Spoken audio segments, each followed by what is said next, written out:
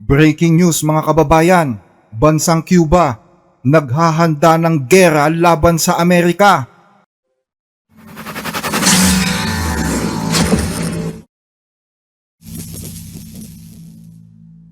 Tinotorture hanggang sa unti-unting mawala ng hininga at mamatay. Ganyan kung gaano ilarawan ng ilang mga eksperto ang ginagawa ngayon ng Estados Unidos sa bansang Cuba. Nasa pinakamataas na level of tension na ngayon ang bansang Cuba at ang Estados Unidos simula nang magsimula ito noong panahon ng Cuban Missile Crisis noong dekada 80.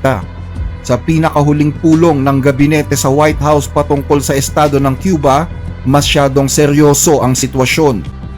Magbalot-balot na, yan ang payo ni US Charge d'Affaires Mike Hammer sa mga mamamayan ng Cuba. Matagal nang umaangal ang mga tao sa Cuba dahil sa economic embargo at sa mga sanctions na ipinataw ng Estados Unidos. Pero sa pagkakataong ito, mas matindi pa sa embargo ang pinaplano ng Amerika. Dahil simula ngayon, bawal nang magpasok ng langis ang ibang mga bansa sa bansang Cuba. Wala nang langis na darating pa sa Cuba.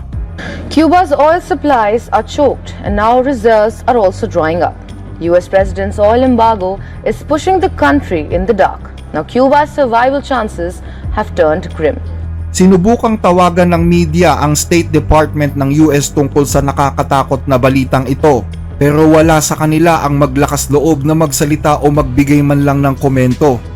Nagsimula ang bulong-bulungan tungkol sa isyu ng langis ilang araw matapos ang raid ng Estados Unidos sa Venezuela na pumatay sa 32 military at intelligence officers ng Cuba na nagtatrabaho para kay Nicolas Maduro. Nang bumagsak si Maduro sa kamay ng Amerika, nanganib na rin ang supply ng langis para sa Cuba. 1/3 ng langis ng Cuba ay nanggagaling sa Venezuela at ito ang nagligtas sa kanila sa loob ng mahabang panahon mula nang bumagsak ang Union Soviet noong 1991. Kaya't matinding dagok ang dinadanas ngayon ng bansa sa pagkawala ni Maduro. Madalas na ang brownout sa buong bansa at napakahaba na rin ang pila sa mga gasoline station nitong mga nagdaang araw. At dahil mas lalong nakikita ni Trump ang unti-unting kahinaan ng bansang Cuba, naghahanap pa ang Estados Unidos ng iba pang paraan kung paanong papahirapan lalo ang bansang ito.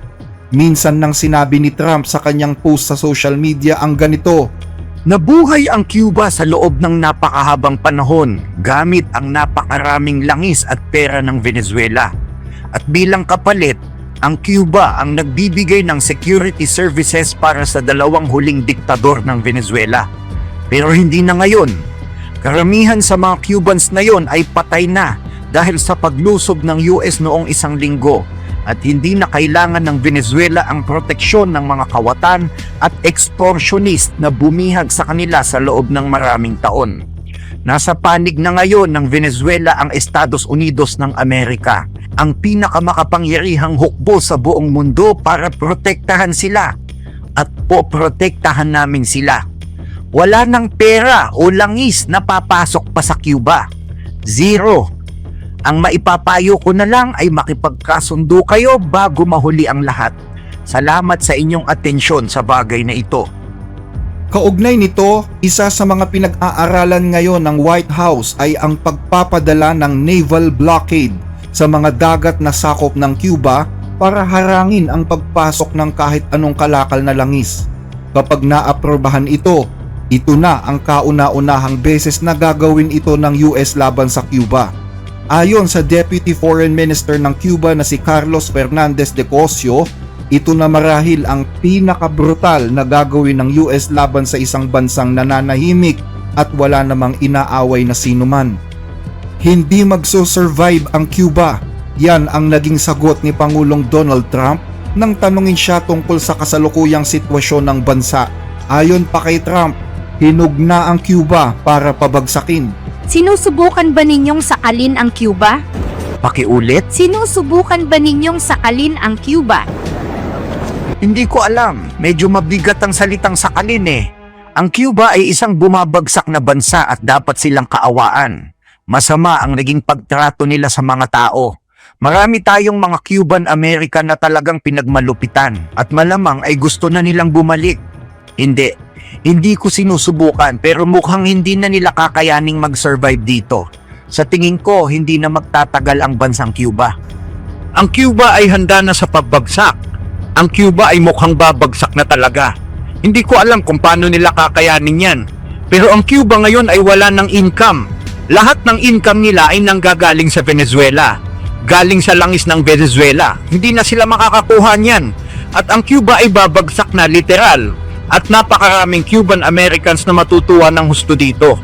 Binanggit mo lang kanina yung Cuba. Ano susunod doon? Iniisip mo ba na umaksyon din sa Cuba? Hindi. Sa palagay ko kasi babagsak na lang yan. Sa palagay ko hindi na natin kailangang umaksyon. Tingin ko babagsak yan. Mukhang tapos na ang laban. Nanonood ka ba ng laban? Binibilangan sila. At ang Cuba mukhang babagsak na talaga. Ano sa palagay mo? Sa loob ng ilang dekada mula nang itatag ni Fidel Castro ang revolusyonaryong pamahalaan doon noong 1950, nagawa ng Cuba na mag-survive sa panggigipit ng Estados Unidos sa kanilang ekonomiya. Pero ang tanong ng marami, kakayanin pa kaya nila ngayon?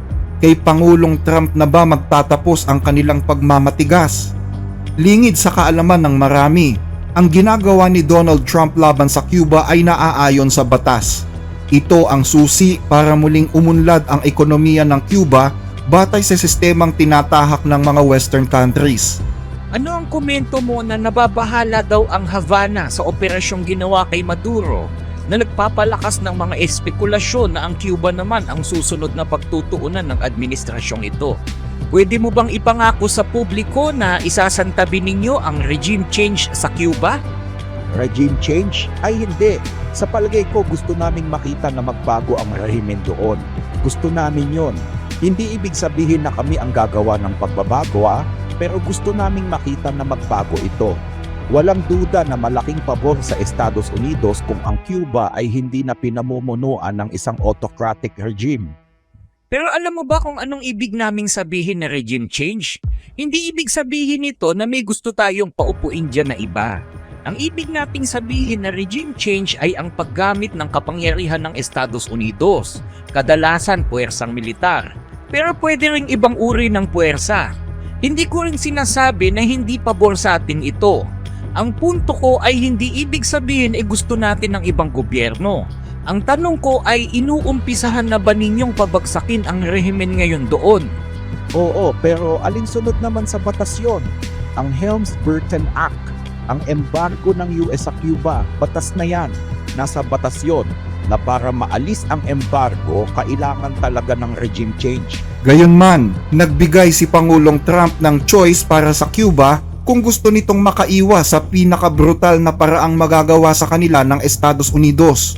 At yan ay kung papasok ang Cuba sa isang kasunduan, kabilang dito ang pagbabalik ng mga property na kinumpiska ng Cuban government sa mga exiles matapos ang Cuban Revolution noong 1959. Halimbawa nito ay ang pamilya ng kasalukuyang US Secretary of the State na si Marco Rubio sa mga pamilyang ipinatapon at inalisan ng ari-arian sa Cuba noong 1950. Tumakas ang mga magulang ni Rubio sa Cuba at nakapagsettle sila sa Miami, Florida.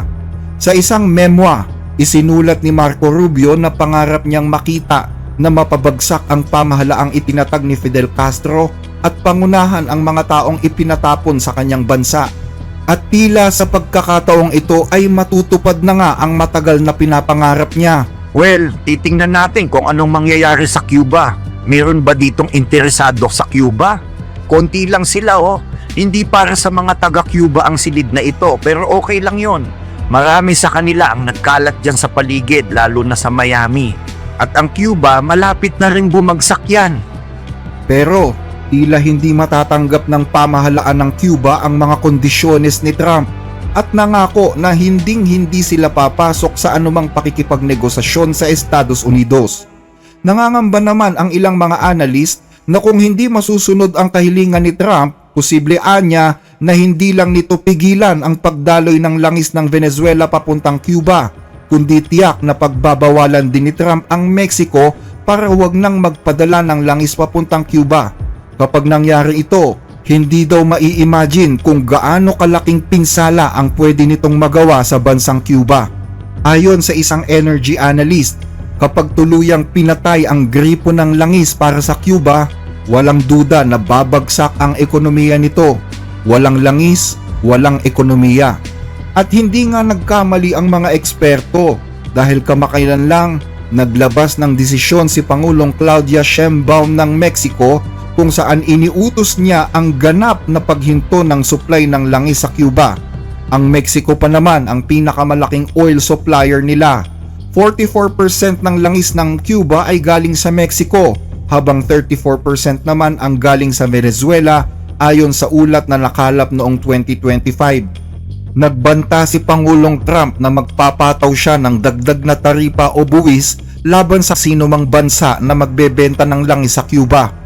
At ang masakit nito, 15 hanggang 20 araw na lang ang natitira at ubos na ang imbak na langis ng Cuba, maliban na lang kung may isang bansa na magdala ng langis sa kanila. According to reports, Cuba has just 15 to 20 days of oil left. Unless new shipments arrive soon, the country could be heading towards severe fuel rationing, deepening an already dire economy and power crisis. Pero tila mukhang malabo ito, lalo't nangako si Trump na wala ng langis na papasok pa sa kanilang bansa. Batay sa report, November pa noong nakaraang taon huling nag-deliver ng langis ang ibang bansa sa Cuba at mula noon ay hindi na ito nasundan. At kung hindi na talaga ito masusundan sa loob ng 15 hanggang 20 araw, tiyak na maghihingalo na ang bansang ito. Pero sa kabila ng mahirap na pinagdadaanan, tila sanay na ang mga taga-Cuba sa isang sitwasyon na kulang sa lahat ng mga bagay.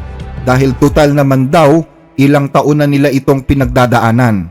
Kadalasan ay dinadaan na lang nito sa pagbibiro ang kanilang kalagayan. Mabuti pa daw ang Titanic, nang lumubog ay may ilaw pa. Samantalang ang Cuba mukhang babagsak nang wala man lang kuryente. Sa ngayon ay napakahaba na ng mga pila sa mga gasolinahan sa Cuba. Kahit daw sa mga gasolinahan na dolyar na ang ibinabayad ay hindi pa rin magkamayaw ang mga tao. Ang isang tangke ng gasolina ay nagkakahalaga ng $52. Mas mataas pa yan sa sinasahod ng isang pangkaraniwang manggagawa sa Cuba sa loob ng isang buwan. Pero kung ganito kahirap sa lungsod, ano pa kaya ang buhay sa mga probinsya ng Cuba? At kung walang langis, wala ring kuryente.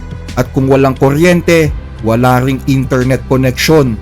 At dahil sa ganito kahirap na sitwasyon, halos 2 milyong taga-Cuba na ang umalis sa kanilang bansa para makipagsapalaran sa ibang lugar. Pero marami ang naniniwala na hindi pa ito ang pinakamahirap na sitwasyon ng bansa. May mas matitindi pang darating at karamihan sa kanila ay hinihintay na lang na dumating ito at tingnan kung anong susunod na mangyayari sa kanilang buhay. Sa kabila nito, mukhang nagmamatigas naman ang gobyerno sa Cuba. Sa katunayan, naglabas pa ang state media ng mga video ng mga military trainings, hindi lang sa mga sundalo, kundi pati sa mga karaniwang mga mamamayan para ihanda sila sa isang posibleng gera laban sa Estados Unidos. Pinipilit ng gobyerno na gisingin ang diwang nasyonalismo ng mga taga-Cuba. Ang pinakamabisang paraan para maiwasan ang anumang agresyon ay kailangang sukatin ng mga imperialista kung gaano kamahal ang gagawin nilang paglusob sa ating bansa. At malaki ang kinalaman nito para sa paghahanda natin sa ganitong mga military actions. Sa pakikilahok at paghahanda para sa pagtatanggol ng inang bayan, nakakamit din ang pagkakaisa.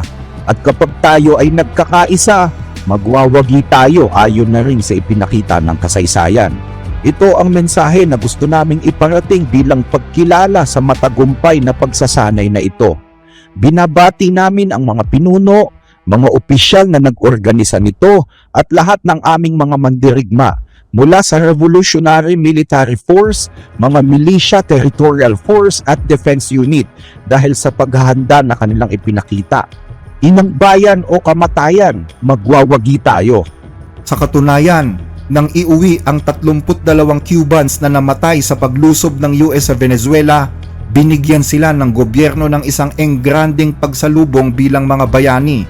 Daan-daan libong estudyante at mga manggagawa ang dinala ng mga bus para magbigay respeto sa mga nasabing bayani sa Revolution Square sa lungsod ng Havana. Yan ay sa kabila ng kakulangan sa gasolina at mga pampublikong transportasyon. Bukod dito, isang malawakang protesta din ang inilunsad ng mga taga-Cuba noong araw ng Martes, January 27, kasama ang libu-libong kabataan para sabihin kay Donald Trump na tantanan na ang kanilang bansa. Bunsod ito ng lumalakas na panawagan sa Estados Unidos na isunod na ang Cuba sa nangyari sa Venezuela. Kasama ng kanilang Pangulo na si Miguel Diaz-Canel, mariin nilang kinukondena ang hindi na makatwirang panggigipit sa kanila ni Pangulong Trump, lalo na ang tungkol sa isyu ng langis na tiyak na magpapabagsak sa buong bansa. Tinawag ang protestang ito bilang March of the Torches, bilang paggunita na rin sa pambansang bayani ng Cuba na si Jose Marti. Bukod sa pagsusumikap ng rehimen sa Cuba na tapatan ang banta ng Estados Unidos, nangako naman ang bansang China na tutulungan ang Cuba sa pinagdadaanan nito.